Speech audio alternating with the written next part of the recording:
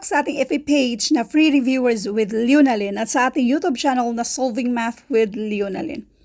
Now, let's answer questions from one of our followers. Pinipm niya ito sa ating FB page. So, kung nakikita niyo, marami ito 1, 2, 3, 4, 5, 6, 7, 8, 9.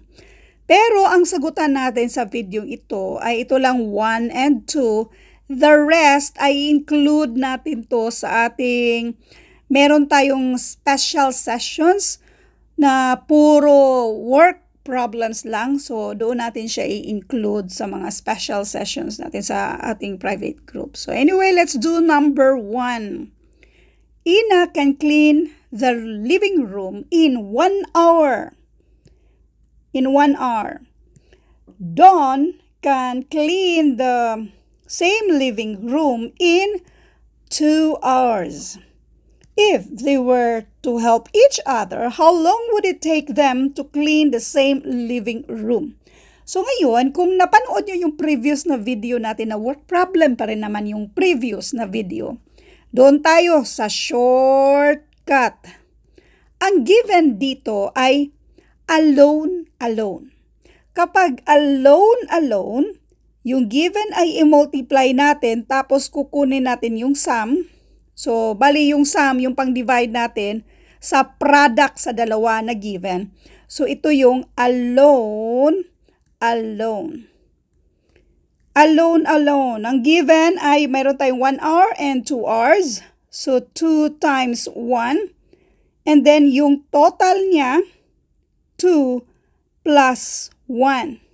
So, therefore, this is 2 over 3. 2/3 hour.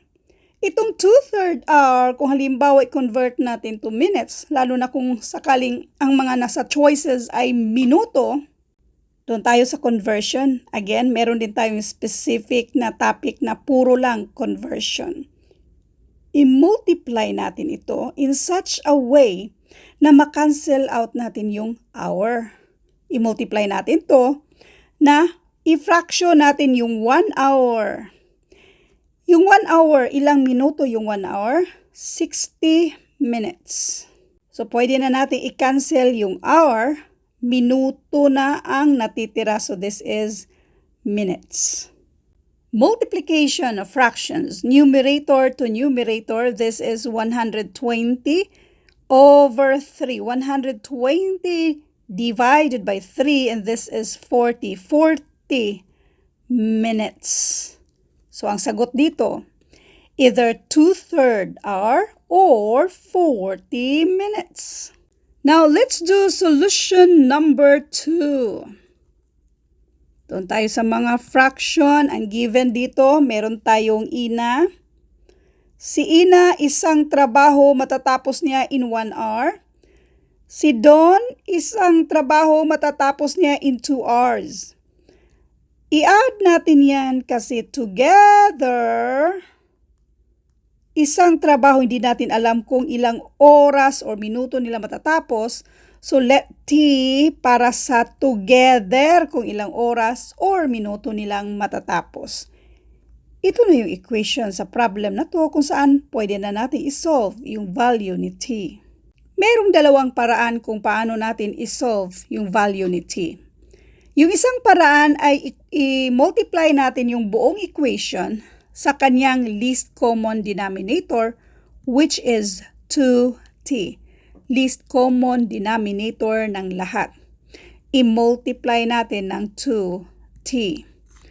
So, 1 over 1. 1 lang din naman yan. Kung i-multiply ng 2t, so 2t lang din yan. Then we have 1/2 times 2t. So, 1/2 daw. I-cancel mo yan. So, therefore, letter T na lang to. So, there is plus T equals. Then, yung 1 over T multiply sa 2T. Cancel yung T. 2 na yan siya.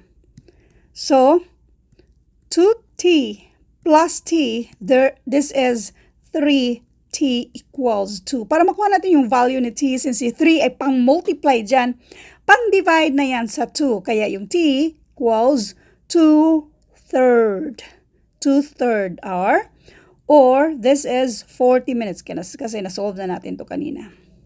Now, kung nalilito kayo dito sa pag-multiply ng least common denominator sa buong equation, pwede naman ganito, yung fraction. Yung 1/1, para pareho yung denominator kasi kailangan kung mag-add at subtract tayo ng mga fractions, pareho yung denominator. So, gawin natin tong 2/2. Bakit 2/2? Equivalent pa rin yan siya sa 1. Ito kasi equivalent sa 1. So, 2/2 para pareho sila ng denominator dito sa isa. Para pwede na natin yan siyang i-add. Kopyahin muna natin si 1/t. Kopyahin si 2 na denominator, yung numerator 2 plus 1. This is 3. Equals 1/t. Now, ang hinahanap natin ay yung value ni t. Yung value ni t, para baka nalito kayo ba, kung paanong baliktaran naman ito. Cross multiplication tayo. Si t, i-multiply natin sa 3, so therefore this is 3t. Itong si 2, i-multiply natin sa 1, so this is 2. Yung value ni t, since si 3 ay pang-multiply dyan, pang-divide na yan sa kabila, kaya yung t ay 2/3. So 2/3 are ang sagot dito sa number 1. Next, number 2. Nathaniel can peel 100 potatoes in 3 hours. Aaron can peel the same number of potatoes in 5 hours. Pareho lang man yung number of potatoes, so pwede na natin yang i-ignore. Basta isang trabaho, itong si Nathaniel matatapos niya in 3 hours, si Aaron matatapos niya in 5 hours. Ang given ay alone na naman ang given. So, alone ang given. How long would it take them if they were to work together? To peel the same number of potatoes. Shortcut tayo kapag alone. Yung given, meron tayong 5 at 3. So, 3 times 5. I-divide natin kasi alone sa sum. 3 plus 5. So, therefore, this is 15 divided by, yung sum nila ay 8. 15 divided by 8, this is 1.875 hour. Otherwise, pwede natin gawin ito. 15/8 hour, i-multiply natin, doon tayo sa wait. Kunin muna natin yung 1 hour dito. Kasi sobra to sa 1 hour. Meron tayong sobrang 1 hour. Kunin natin. 15 minus 8, this is 7. So yung 7 na natitira, bali ganun ba? 15 divided by 8, this is ilang 8 sa 15? 1. 1 times 8 equals 8. Minus natin yan, 7. Yan yung remainder. So meron na tayong one whole number which is, yan yung equivalent sa 1 hour. Yung 7, yan yung numerator, kopyahin yung 8 na denominator. Bali, yung fraction natin ay 7/8. So, yung 7/8, ito yung equivalent sa 0.875. Si 7/8 hour, i-convert natin yan. Yan lang i-convert natin sa minuto. Isang oras, equivalent sa 60 minutes. So, i-cancel na natin yung hour, yung minuto na lang ang matitira. So, kung i-multiply natin yan, this is 420. Divide natin ng 8, and this is equal to 52.5 minutes. Focus tayo sa 52. Minuto. Wait lang. So, we have, doon tayo specific ba, 1 hour, 52 minutes. So, ngayon, meron tayong 0.5 minute. Yan naman ang i-convert natin. Wait, ganito yan. Isa-isahin lang natin yung after sa decimal. We have 0.5 minute. I-multiply natin in such a way na makancel yung minute kaya nasa baba.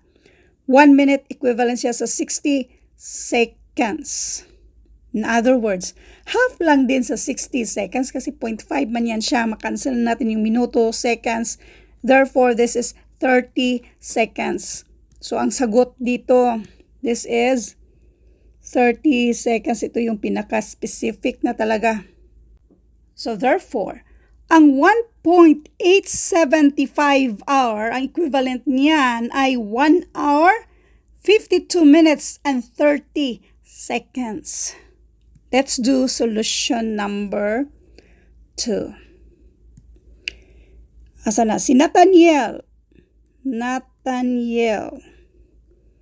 Isang trabaho matatapos niya in 3 hours. Tapos si Aaron, isang trabaho matatapos niya in 5 hours. Together, so i-add natin yan sila. Together, isang trabaho, ilang oras matatapos, let n para sa number of hours matatapos nila together. Kasi hindi pa natin alam kung ilan. Now, pwede tayong mag-add natin itong mga fractions na ito. Ang ating least common denominator ay 15. So, 15 divided by 3, and that is 5. 5 times 1 equals 5.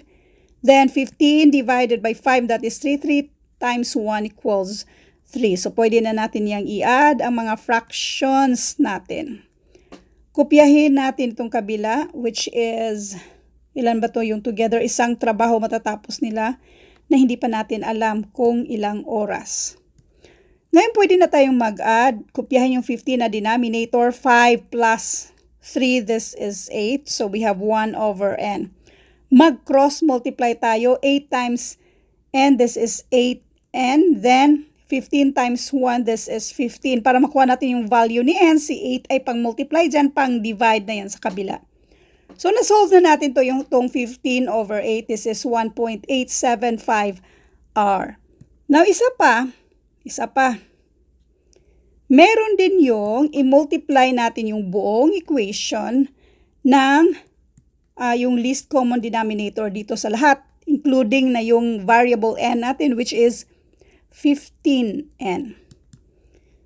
1/3 dito sa 15n ay, this is 5n. So, therefore, this is 5n.